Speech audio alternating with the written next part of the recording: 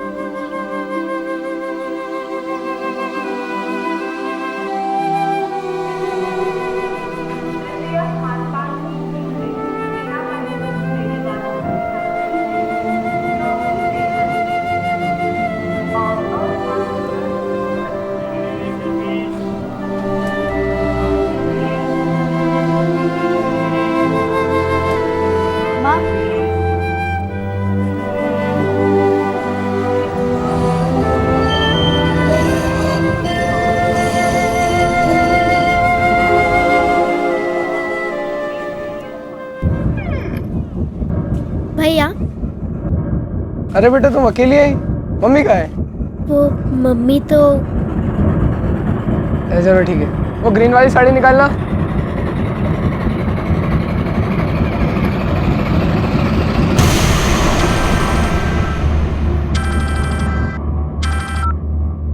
Hello hello mister Sameer, या मैं new dimension school से यहाँ का प्रिंसिपल बोल रहा हूँ। आयशा पिछले 3 दिनों से स्कूल नहीं आ रही है। Is everything all right? हाँ she is all right, but 3 दिन से स्कूल नहीं आ रही। यस, वो तो आज भी नहीं आई है। आपको नहीं पता? पर वो घर से तो स्कूल के लिए निकली थी। एक मिनट, मैं आपको बाद में फोन करता हूँ, ठीक है? मैं जरा आयशा को पहले ढूंढता हूँ।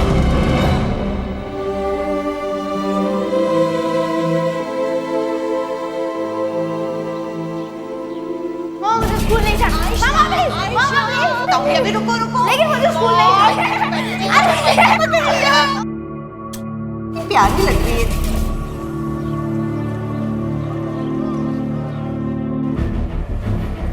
रितु बेटा, वो आयशा आपके घर पे है? नहीं, मैं आपसे बाद में बात करता हूँ।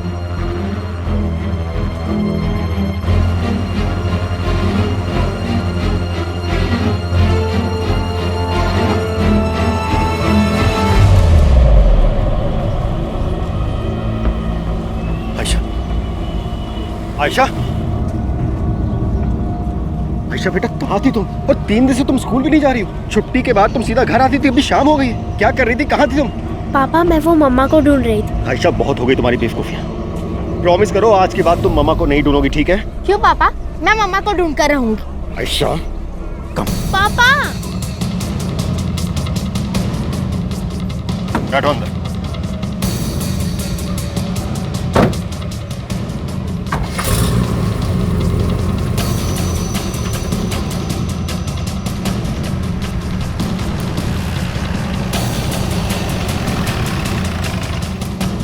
देखो, यहाँ थी तुम्हारी मम्मा। अपने हाथों से आग दी थी मैंने उसे। इसी चिता को जलाया था, समझ गई तुम? पर मैंने तो नहीं देखा ना पापा। पागल हो गई हो तुम, पागल हो गई हो। मेरी बात समझने की कोशिश करो। मैं तुम्हें मम्मा के मरने के बाद यहाँ पर इसलिए नहीं लाया था ताकि बेटा आपको बुरा नहीं लगे। आपने तो ऐसा कई बार कहा है पापा, पर मुझे पूरा भरोसा है कि मेरी मॉम मुझे छोड़कर कहीं नहीं जा सकती।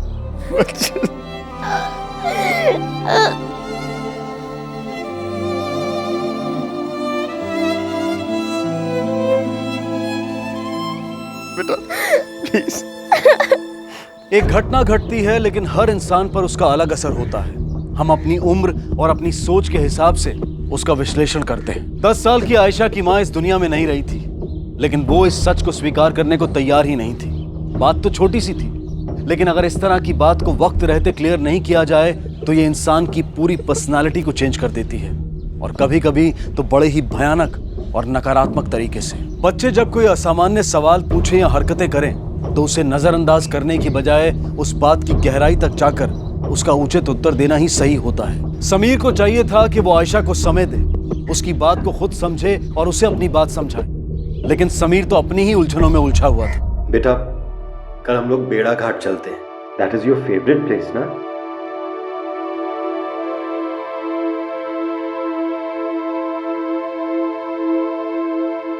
आयशा बेटा, मैं तुम्हारी हालत समझ सकता हूँ। रेवती ना सिर्फ एक केयरिंग मॉम थी बल्कि बहुत अच्छी वाइफ भी थी। I really miss her. पर बेटा क्या कर सकते हैं, किस्मत में उसका साथ हमारे लिए बस इतना ही था। मॉम जहां भी होगी ना, वो हमें देख रही होगी। और अगर हम खुश रहेंगे ना, तो मॉम भी 100% खुश रहेगी। पापा, मरने के बाद लोग कहाँ जाते हैं? और अगर मम्मा हमें दिख रही तो वो हमसे बात क्यों नहीं कर रही? अगर मम्मा घोस्ट बन के मेरे सामने आए ना, तो मैं उनसे डरूंगी नहीं, मैं उनसे बात करूंगी, उनकी गोद में सर रखकर लेटूंगी, मैं उन्हें कभी तंग नहीं करूंगी।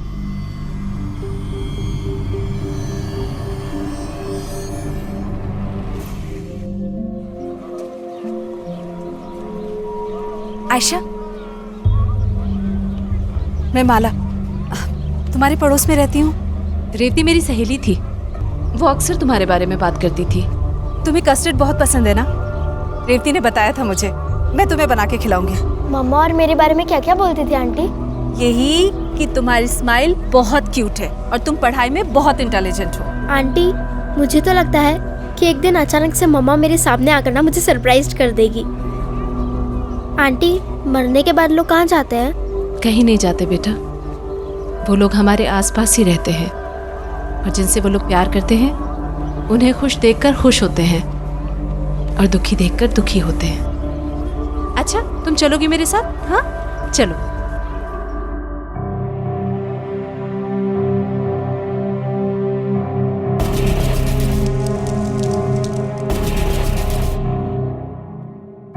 क्या हुआ समीर, इतने परेशान क्यों लग रहे हो? आपको आयशा को लेकर थोड़ा सा टेंस्ड हो, बहुत ही एक्स्ट्रा सेंसिटिव बच्ची है वो। प्रॉब्लम ये आ रही है कि वो अपनी मॉम की डेथ एक्सेप्ट करने को रेडी नहीं है। उसे लगता है कि रेवती अभी भी जिंदा है और वो कभी भी वापस आ सकती है। समीर, टेंडर एज के बच्चों में ऐसा होता है। उसे स्ट्रॉन्ग तरीके से ट्रुथ को बार बार बताना होगा। टाइम के साथ वो मैच्योर हो जाएगी और एक दिन ये फैक्ट एक्सेप्ट कर लेगी। I'll take care of Aisha. Don't worry. You just have faith on me, Samir.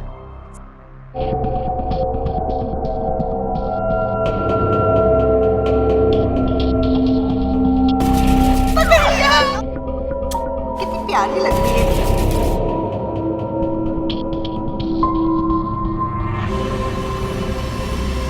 Ayesha बेटा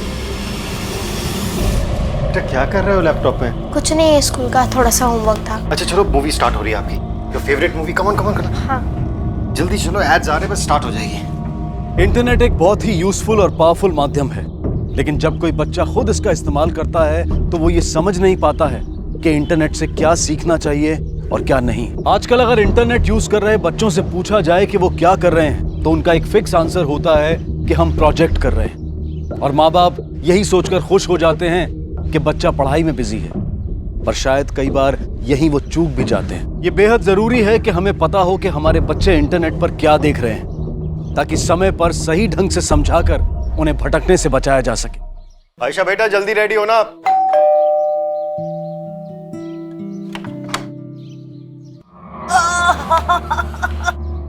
अरे समीर बबुआ, पहचाना मुझे? अरे मैं तेरी कन्नू बुआ, गांव वाली। बेटा, रेवती के जाने का बहुत दुख है हमें। भगवान के आगे किसी का चला है भला? अरे ममता, ये ममता है। पहचाना तुमने? अरे रेवती की ममेरी बहन है। अंदर आ, अंदर आ। आयशा बेटी है ना, कितनी बड़ी हो गई। कितनी बड़ी हो गई। देख, तेरी मौसी आई। मौसी, ममता इधर आ। ये ममता मौसी है तेरी। इसको सब कुछ आता है, खाना बनाने से लेके कपड़े धोने तक हर काम वो तेरा करेगी। हाँ बेटा, तू सिर्फ धोने को ना मेरी बच्चा। शर्मा गई ना? अब तू खड़े खड़े मुंह क्या देख रही? चल अंदर सामान रख।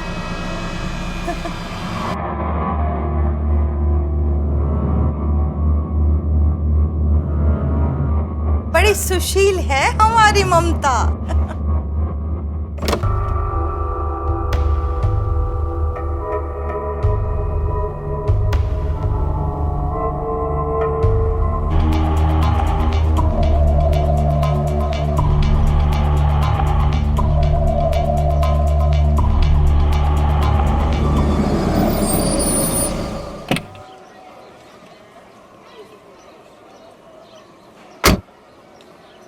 Excuse me. हाय। हाय। मैं माला, आपकी नेबर। आपने देखा होगा मुझे कभी, शायद नहीं देखा है। मैं ज्यादा बाहर नहीं निकलती, आदत ही नहीं है मेरी। I am sorry about your wife. आज आप ऑफिस से जल्दी आ गए? हाँ, वो हाफ डे था तो। आयशा मिलती है मुझे कभी कभी, बहुत दुख होता है उसे देखकर। इस एज में बच्चे बहुत सेंसिटिव होते हैं, और वो तो रेती से बहुत अटैच्ड थी। यस, रेती को जानती हूँ मैं, बल्कि ऐसा भी कह सकती हूँ कि वो मेरी सहेली जैसी थी। प्लीज कभी किसी भी चीज़ की ज़रूरत हो मुझे कॉल करिएगा। जी, थैंक्स।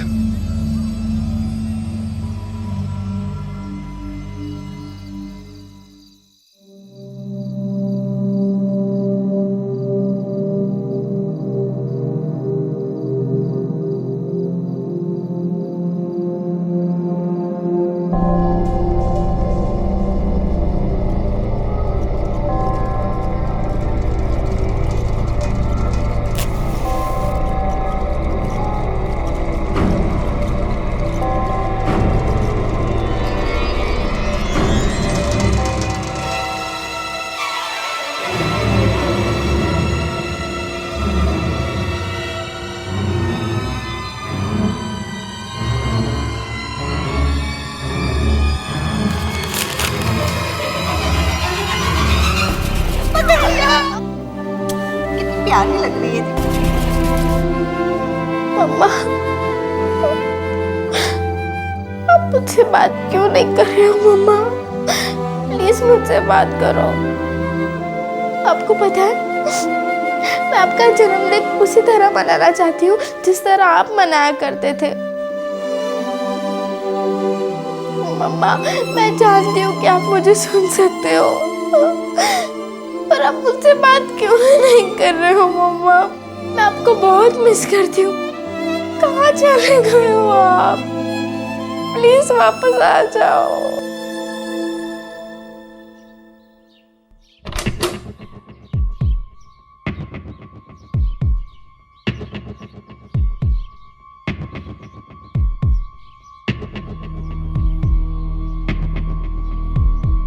बुआ जी, बुआ जी।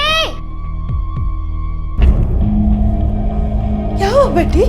यहाँ पर मेरी माँ की तस्वीर लगाई थी ना, कहाँ है वो? अरे बेटा, मरे हुए इंसानों की तस्वीर कमरे में नहीं लगाते, अपशकुन हो जाता है। देख, मैंने और तेरी ममता मौसी ने तेरा कमरा अच्छा से सजा दिया। अगर आज के बाद किसी ने भी मेरे कमरे को हाथ भी लगाया ना तो मैं उसकी जान ले लूंगी, समझी? और वो मेरी माँ की फोटोज का है, जल्दी से लेकर आओ। जाओ। ये ले, जल्दी से निकाल।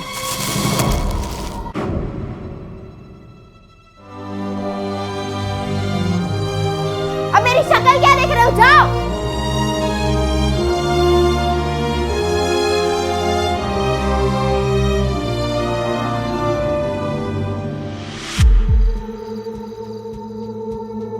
हैप्पी बर्थडे मम्मा। वैसे आपका बर्थडे तो कल है, पर 12 बज चुके हैं, मतलब कल आ गया। मम्मा कुछ तो बोलो, जवाब तो दो मम्मा प्लीज। मुझे और कोई नहीं अच्छा लगता मम्मा। I miss you so much. Please मम्मा कुछ तो बोलो। बोलो। मेरी मानो तो उसे हॉस्टल में डाल दो। What are you saying, Sonia? Ayesha in hostel? It's impossible. मैं उसे कभी भी हॉस्टल में नहीं भेजूंगा। समीर, मैं कोशिश करती हूँ कि मैं उससे दोस्ती कर लूँ। इसी बहाने शायद वो कुछ ओपन अप हो जाए। I'll take care of her, Sameer. Don't worry. Thanks.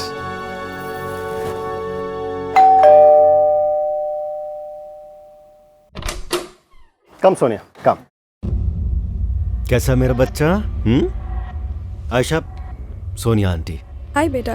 बेटा ये मेरे साथ ऑफिस में काम करती हैं। आज रात हम लोग तीनों डिनर पे जाएंगे, ठीक है? मैं फ्रेश होकर आता हूँ। Just take care of her, okay? Come बेटा। आपके लिए मैं कुछ लाई हूँ। Chocolate? I don't like chocolates, मुझे कस्टर्ड पसंद है। Okay, no worries. Next time मैं आपके लिए कस्टर्ड खरीद कर लाऊंगी। अभी तो आप ये ले लो। आपको कस्टर्ड बनाना नहीं आता? Okay, I confess, you know, actually मैं किचन के काम में इतनी अच्छी नहीं हूँ। पर आयशा, मैं पूरी कोशिश करूँगी आपकी मम्मा की तरह खाना बनाने की। जैसे आपकी मॉम आपकी बेस्ट फ्रेंड थी ना, वैसे ही मुझे अपना दोस्त बना लो। I really want to become your friend Ayesha.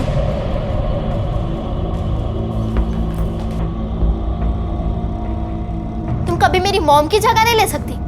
You are so mean. कोई भी मेरी मॉम की जगह नहीं ले सकता, अंडरस्टैंड? क्या बदतमीजी है बेटा? घर मेहमान से कोई इस तरह से बात करता है क्या बेटा?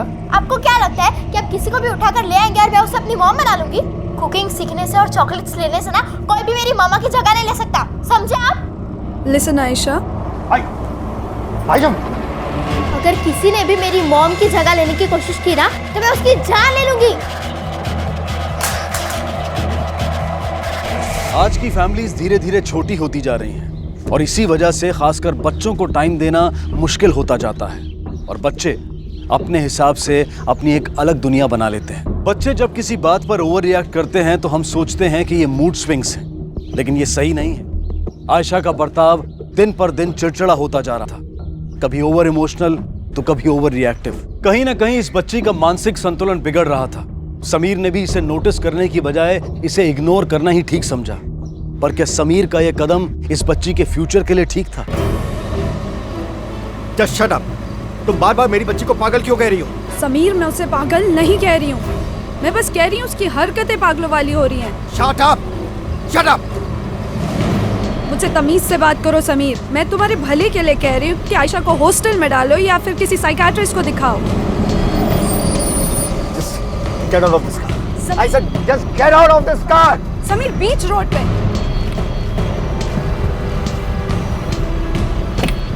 Get out. Just get out.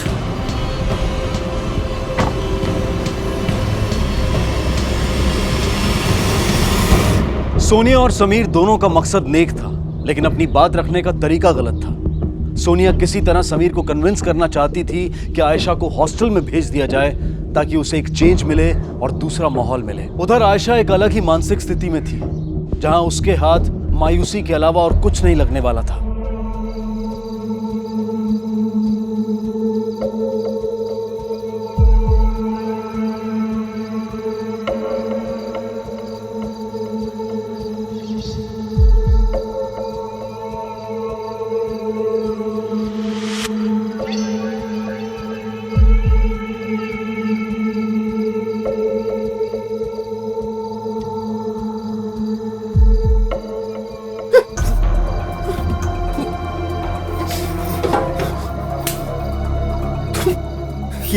ये क्या पागलपन है?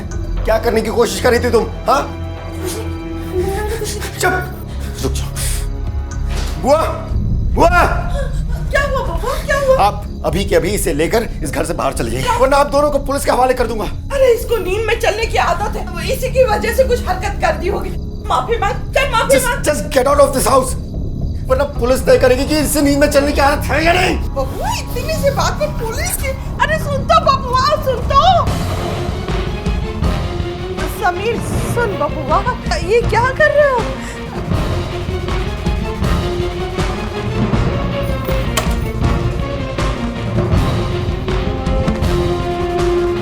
क्यों फेंक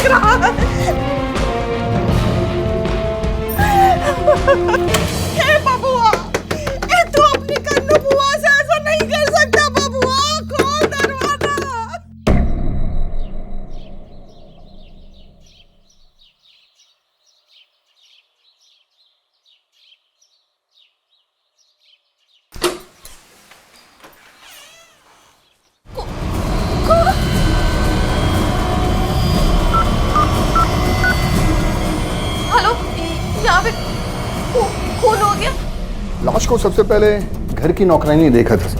पहली नजर में ये सुसाइड का केस लगता है। मिश्रा, मुझे सुसाइड नहीं, मर्डर का केस लग रहा है। लाश को सबसे पहले मेड ने देखा था। सर बुलाओ उसे और बॉडी को पोस्टमार्टम के लिए भेजो। Right sir. साहब, यहाँ पे समीर साहब और उनकी बेटी आयशा रहती है। उनके अलावा कोई और? 1 महीने पहले उनकी दूर की रिश्तेदार बुआ और एक लड़की आई थी, पर समीर साहब ने उनको रात में ही धक्के मार के भगा दिया था साहब। उनका कोई एड्रेस या फिर फोन नंबर वगैरह है तुम्हारे पास? नहीं साहब, साहब की बेटी है साहब। पहली नजर में ही इंस्पेक्टर सिंह को लग गया था कि ये मर्डर का मामला है, लेकिन बिना किसी ठोस सबूत के और गवाह के अभाव में इस वक्त कुछ भी कहना जल्दबाजी होती। हत्या हो या आत्महत्या, लेकिन दोनों ही सूरतों में एक बात तो सही थी कि समीर अब इस दुनिया में नहीं था। अपनी मां की मृत्यु को नकारने वाली आयशा के लिए ये एक बहुत बड़ा झटका था। पापा, पापा,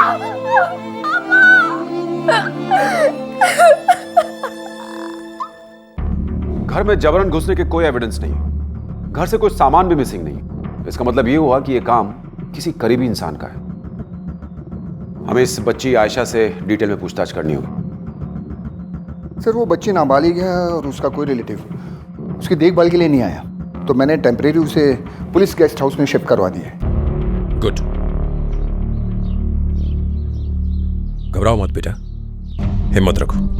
अच्छा ये बताओ कि तुम्हारे पापा की किसी से कोई दुश्मनी थी? पता नहीं। कभी किसी के साथ कोई झगड़ा हुआ था?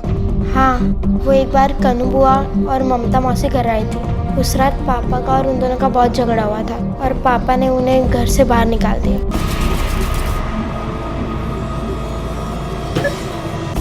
अच्छा, तुम्हारे पास इन दोनों का कोई एड्रेस है, फोन नंबर?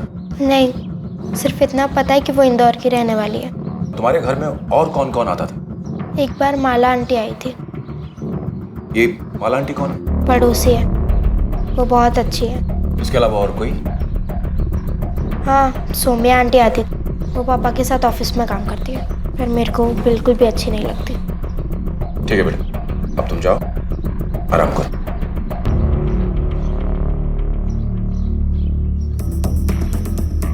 सलाम साहब। मीर साहब को पहचान तो? जी साहब। कौन कौन आता जाता है उनके यहाँ? साहब उनके यहाँ ज़्यादा लोग नहीं आते जाते, लेकिन उस दिन सुबह सुबह एक मैडम आई थी साहब। नाम क्या है उनका? साहब नाम तो याद नहीं है साहब। बिल्डिंग में कोई सीसीटीवी? साहब लगने वाले हैं साहब। तुम्हारी बिल्डिंग की लाइट अक्सर जाती है ना? जाती है, पर साहब जनरेटर होने के कारण कोई प्रॉब्लम नहीं होती। बहुत सिंपल से दिखने वाले समीर के सुसाइड या मर्डर का केस अब पुलिस के लिए बेहद मुश्किल बनता जा रहा था। जैसे जैसे इन्वेस्टिगेशन बढ़ती जा रही थी, इस केस में सस्पेक्ट्स की गिनती भी बढ़ती जा रही थी। अब पुलिस के लिए जरूरी था ये पता लगाना कि अगर ये मर्डर था तो इसके पीछे का मकसद क्या था। सुनो, समीर रहते हैं, जानते हो उनको? जानते हैं, पर वो किसी से ज्यादा बात नहीं करते। हाँ, पहचानती तो हूँ, पर कभी बातचीत नहीं हुई। पर उनकी वाइफ थी, तब कभी कभी बात हो जाती थी। सर वो समीर के घर की फिर से तलाशी ली तो ये डायरी मिली, इसमें बुआ का नंबर था सर। और जब इस नंबर पर कॉल किया तो पता चला कि बुआ और वो लड़की इसी शहर में है और वो शमाल हाउस वहाँ रहती है। शमाल हाउस?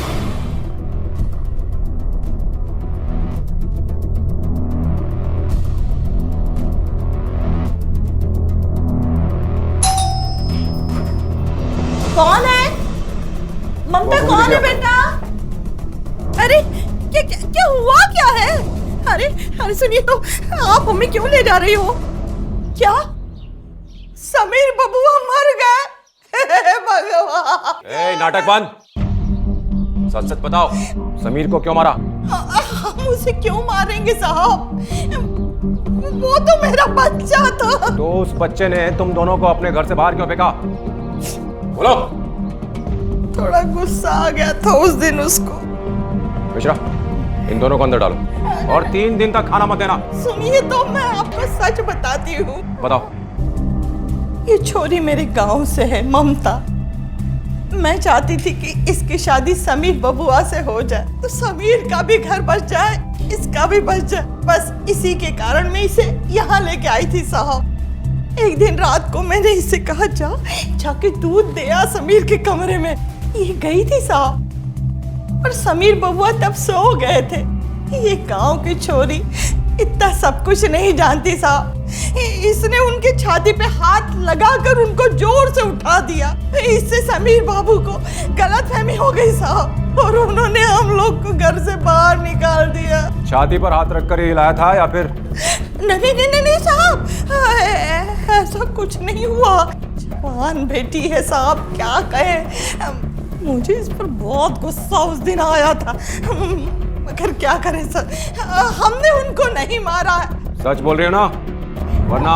नहीं, आपके सर की कसम, हम झूठ नहीं बोल रहे। ठीक है, शहर छोड़कर मत जाना तुम दोनों। नहीं जाएंगे। जाइए। मिश्रा, इन दोनों पर नजर रखो और ड्रामेबाज है।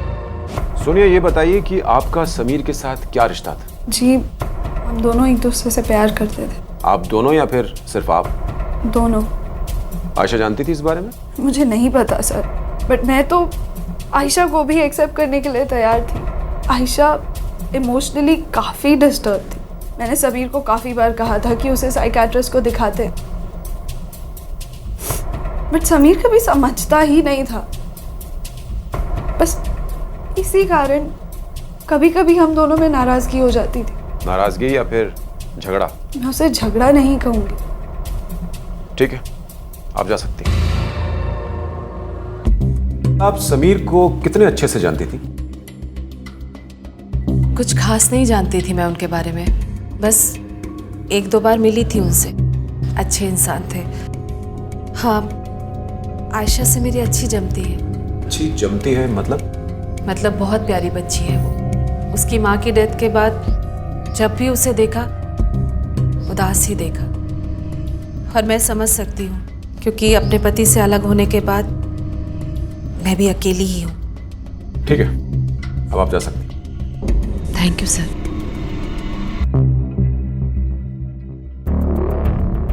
समीर के कॉल रिकॉर्ड्स के मुताबिक उसे रात 1 बजे सोनिया का कॉल आया था और आयशा ने हमें बताया कि लगभग 1 बजे के आसपास ही समीर घर से बाहर गया। इसके पूरे चांसेस हैं कि उस कत्ल की रात वो आखिरी बार सोनिया से ही मिलने गया।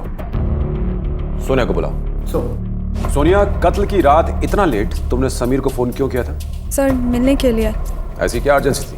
सर, एक्चुअली मेरा और समीर का ऑफिस में बहुत बड़ा झगड़ा हो गया था। मुझे भी लगा कि शायद मैंने कुछ ओवर रिएक्ट कर दिया है। समीर का मोबाइल बंद था तो मैंने उसके लैंडलाइन पे कॉल किया। समीर प्लीज़ फ़ोन डिस्कनेक्ट मत करना। समीर प्लीज़, मैं जानती हूँ तो मुझसे बहुत गुस्सा हो Sameer, but please try and understand Sameer. मैं आयशा की दुश्मन नहीं हूँ समीर। आयशा बहुत अजीब बिहेव कर रही है समीर, और उसे साइकियाट्रिस्ट की ज़रूरत है। मैं तुमसे बहुत प्यार करती हूँ समीर। मैं प्रॉमिस करती हूँ कि मैं आयशा को भी। पापा घर पे नहीं है। मैंने जल्दबाजी में अपने अफेयर की सारी बातें बता दी, लेकिन वो कॉल समीर की बेटी आयशा ने उठाया था। लेकिन एक बात बताओ, जब तुमने फैसला कर ही लिया था तो फिर अगले दिन सुबह समीर से मिलने क्यों गई? वो एक्चुअली मुझे समीर के सिग्नेचर्स एक इम्पॉर्टेंट पेपर्स पे चाहिए थे। मैंने जल्द से जल्द ये शहर छोड़ने का फैसला कर ही लिया था, इसलिए समीर के जाने के बाद मैं पेपर्स लेकर उसके घर साइन करवाने गई। अच्छा, ये बताओ सोनिया कि तुम्हारी शादी क्यों टूटी?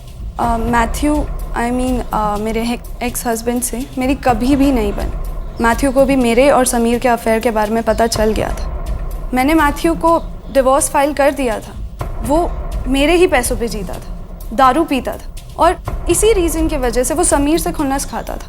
मैथ्यू को लगता था कि मैं उसे डिवोर्स समीर के वजह से दे रही हूँ। एक काम कीजिए, मैथ्यू का एड्रेस दीजिए। जी सर। आया।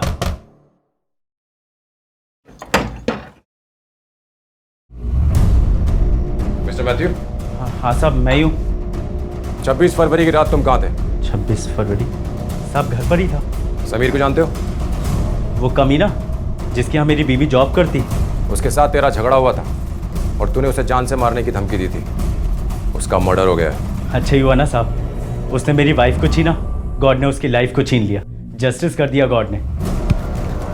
मुझे लगता है कि ये मर्डर तूने किया है। नहीं साहब, मैं गलत काम करता हूँ, चोरी चकारी भी बहुत किया, पर मैं खून नहीं कर सकता साहब। बाय गॉड मैंने किसी का खून नहीं किया। बिना बताए बाहर नहीं जाएगा। जी साहब, नहीं जाऊंगा। समीर के केस में पुलिस एक सिरे को पकड़ती तो आगे चलकर उसके कई तार निकल आते। हर सस्पेक्ट के पास समीर का मर्डर करने का कोई ना कोई कारण था। पुलिस बहुत ही एहतियात के साथ इस केस के सारे सिरों को जोड़कर किसी फैसले तक पहुंचना चाहती थी, ताकि गलती की कोई गुंजाइश ना रहे।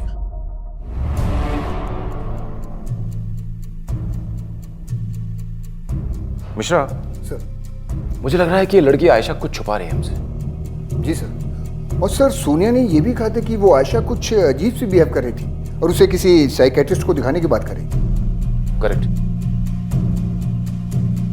ये लड़की आयशा सच में साइको होती जा रही थी या फिर ये सोनिया हमसे झूठ बोल रही है?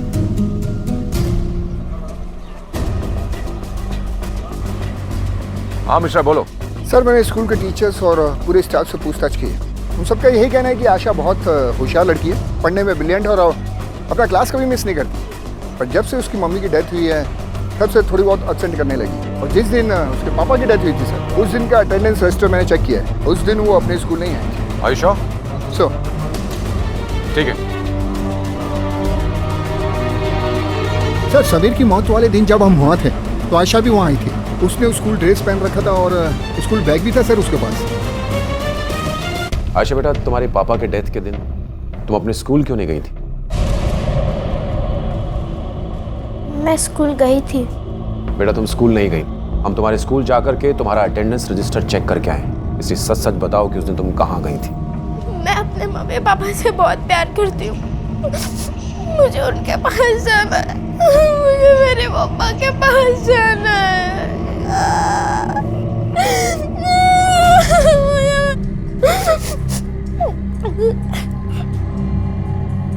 देखो बेटा, अगर तुम सब सच सच बताओगी ना तो तुम्हारे मम्मी और पापा प्राउड फील करेंगे कि उनकी बेटी ऑनेस्ट है। उन्हें खुशी होगी कि उनकी बेटी झूठ नहीं बोलती। इसलिए हमें सब सच सच बताओ, उस दिन क्या हुआ था?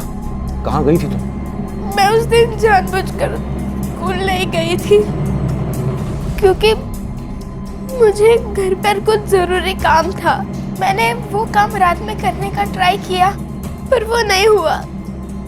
मैंने सोचा एक बार दिन में ट्राई कर लेती हूँ, लेकिन से मैं वो काम करने वाली थी कि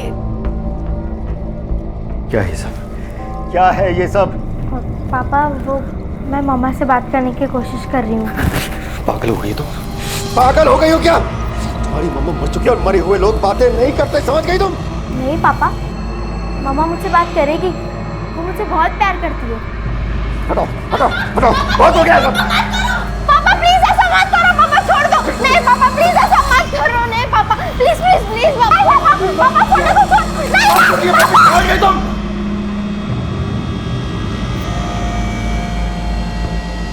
पापा नहीं, पापा छोड़ो छोड़ो। नहीं पापा प्लीज छोड़ो। मर गई है तुम्हारी मम्मा, मर चुकी है, समझ गई तुम? पापा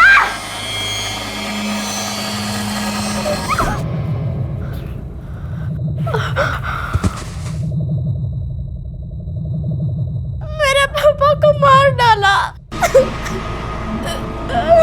I'm sorry पापा। I love you पापा। मिश्रा, पोस्टमार्टम रिपोर्ट के मुताबिक घाव 7 इंच गहरा था। अब क्या एक बच्ची के लिए चाकू मारकर 7 इंच गहरा घाव देना मुमकिन है? सर, फॉरेंसिक डॉक्टर ने भी ये कंफर्म किया है कि ये बात पे इम्पॉसिबल नहीं हो सकता। पर अगर हम आशा की बात कर रहे हैं तो सर थोड़ा मुश्किल जरूर है। और ऊपर से पहले ही वार में चाकू 7 इंच अंदर चला जाए, ये नहीं हो सकता सर। और एक बार चाकू जब उसने मारा होगा, उसके बाद अपने पापा के शरीर से निकलते खून को देखकर वो डरी नहीं, बल्कि उसने उस चाकू को और अंदर धकेला। सर, आशा ने खुद कबूला कि उसी ने। हो सकता है उसने वही कबूला जो उससे कहा गया। मैं समझा नहीं सर। चलो, माला जी, आपने बताया कि आयशा आपसे काफी बातें शेयर किया करती थी। जी हाँ। तो फिर आई एम श्योर वो घर भी आया करती होगी। हाँ, कभी कभी। अकेली थी ना, इसीलिए मैं खुद ही बुला लिया करती थी। कभी उसने आपको बताया कि वो ब्लैक मैजिक ट्राई कर रही थी अपनी माँ से बात करने के लिए? क्या ब्लैक मैजिक? नहीं, वैसे तो वो मुझसे कभी कुछ नहीं छुपाती थी, पर शायद ये बात इसलिए नहीं बताई होगी कि मैं ये सब सुनकर डांटूंगी उसे। ठीक है, हम बाकी की बातें आपसे पुलिस स्टेशन में करेंगे। क्या लेके चलो ना। मतलब? आप कहना क्या चाहते हैं? आप ऐसे मुझे नहीं ले जा सकते। मेरी बात सुनिए आप। मैं जिससे सवाल करूंगा जवाब सिर्फ वही देगा, समझ गए आप दोनों? आयशा बेटा, जब तुमने अपने पापा पर चाकू से हमला किया उस वक्त तुम्हारी माला आंटी कहाँ थी? वो अपने फ्लैट में थी। तुम्हें कैसे पता कि वो अपने ही फ्लैट में थी? क्या माला आंटी ने तुम्हें ऐसा बोलने के लिए कहा? नहीं। तुम झूठ बोल रही हो। तुम अपनी माला आंटी को बचाना चाहती हो इसलिए तुम झूठ बोल रही हो आयशा। Shut up. मैं झूठ नहीं बोल रही हूँ। माला आंटी तो पापा को बचाना चाहती थी। पापा, पापा, आई एम सो सॉरी पापा। मैं आगे से ऐसा कभी नहीं करूंगी पापा, प्लीज मुझे माफ कर दो पापा। किसी को बुला। हाँ।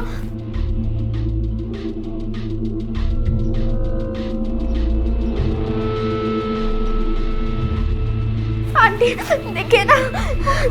Oh my God. क्या किया? क्या करूं मैं? आयशा, तू जल्दी से जाकर फर्स्ट एड बॉक्स लेकर आ जा। पोस्टमार्टम रिपोर्ट ने तो बहुत कुछ कह दिया है माला जी। इसके आगे की कहानी आप खुद बताएंगी तो बेहतर होगा, वरना हमारे पूछने का तरीका आप समझ रहे हैं ना मैं क्या कह रहा हूं?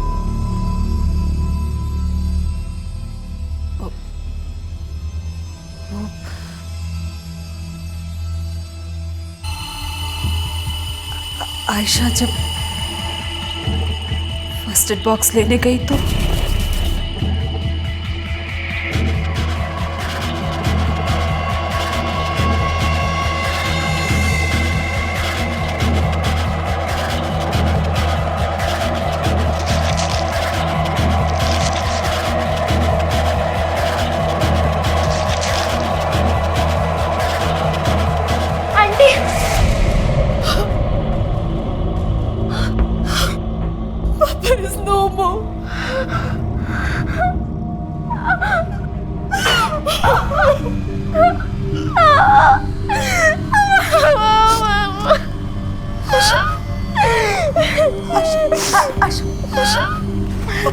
अब जो होना था हो गया।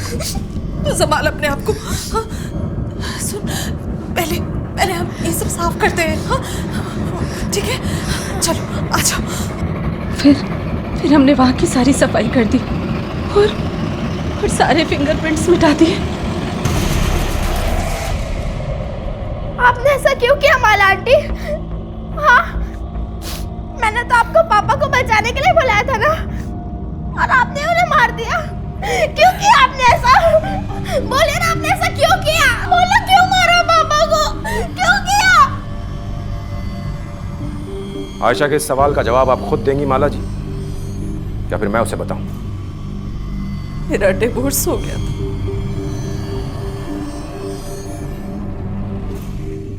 मैं समीर को बहुत पसंद करती थी, प्यार करने लगी थी उससे। जब मुझे रेवती के कैंसर के बारे में पता चला तो मैं समझ गई कि वो ज्यादा दिन जिंदा नहीं रहेगी। इसीलिए मैंने उससे दोस्ती का नाटक किया कि समीर के घर करीब जा सकूं। पर समीर मुझ पर कभी ध्यान नहीं देता था। रेवती के ना रहने के बाद भी समीर मेरे पास नहीं आया। वो सोनिया को पसंद करता था, मैं बर्दाश्त नहीं कर पा रही थी। मैंने सोनिया और समीर को साथ में देखा, मुझे बहुत तकलीफ हुई। फिर मैंने आयशा को कॉन्फिडेंस में लिया और उसके करीब आ गई और उसे कन्विंस किया कि ब्लैक मैजिक करके वो अपनी मरी हुई माँ से बात कर सकती है।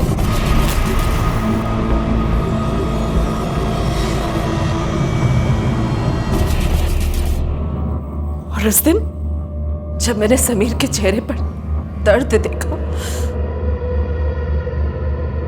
मुझे बहुत अच्छा लगा और मैंने उसे मार दिया। लेकर जाओ ना।